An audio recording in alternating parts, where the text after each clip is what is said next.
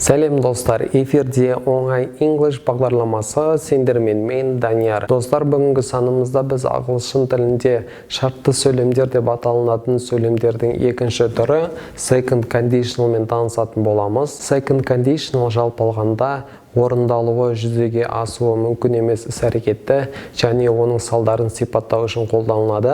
Адам көбіне өзінің жүзеге аса қоюы қиын арманын, тілегін, мақсатын сипаттаған кезде аталған second conditionalда сөйлеуі мүмкін. Second conditionalдың жасалу жолы келесідей: if көмекші сөзінен кейін past simple шағындағы етістік қойылады да, сөйлемнің екінші бөлігіне would етістігімен қоса бастапқы формадағы етістік қойылады. Мысалға, if I had more money, I would buy you a gold necklace. Егер менде көбірек ақша болғанда, саған алтын цепочка сатып алып берер едім. Had өткен шақта тұрған етістік, would көмекші етістігі және buy сатып алу етістігінің бастапқы формасы. Екінші мысал, if I spoke English, everybody would be in love with me. Егер мен ағылшынша сөйлегенде, онда барлығы маған ғашық болар еді. Spoke өткен шақ формасында тұр, would көмекші етістігі және be етістіктің бастапқы формасы. Көріп тұрғандарыңыздай, second conditional көбіне адамның арманын, мақсатын сипаттау үшін қолданылатын сөйлем түрі. Second conditionalды біз сөйлемде біреуге ақыл кеңес берген кезде,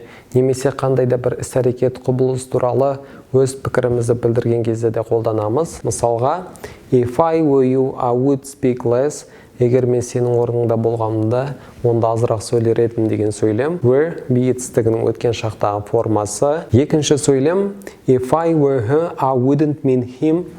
Егер мен ол қыздың орнында болғанымда, онда ол жігітпен кездеспес едім. Were be етістігінің өткен шақтағы формасы. Егер бірінші сөйлем біздің екінші бір адамға берген ақыл кеңесіміз сияқты жүретін болса, онда екінші сөйлем біздің қандай да бір оқиға, іс-әрекет туралы пікірімізді білдіру үшін қолданылып тұр. Ал осы екі тілде second conditionalдың тек would қана жазылған бөлігі қолданылатында сөйлемдер кездесе береді. Мысалға, I wouldn't do like that.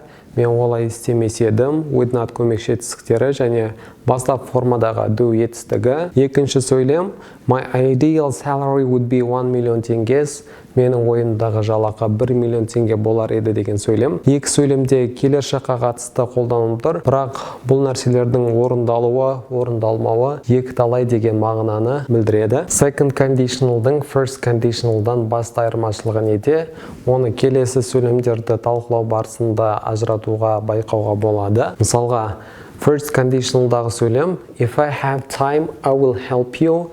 Егер менде уақыт болса, онда мен саған көмектесемін. Бұл іс-әрекет расымен де орындалуы мүмкін.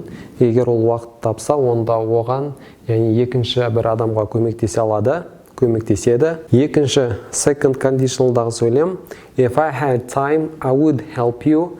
Егер менде уақыт болғанда, онда мен саған көмектесер едім деген сөйлем. Бұны айтып тұрған адамның уақытысы жоқ. Егер менде уақыт болғанда деп айтып жатыр, оған көмектесер еді. Егер бірінші сөйлем іс-әрекеттің жүзеге асуы мүмкін екендігін білдірсе, онда екінші сөйлем іс-әрекеттің, оқиғаның жүзеге асуы мүмкін еместігін көрсетеді. Достар, бүгіндікке осы. Келесі санымызда біз ағылшын тіліндегі шартты сөйлемдердің басқа да түрлері жайлы әңгімелейтін боламыз. Бізбен бірге болыңыздар. Ендеше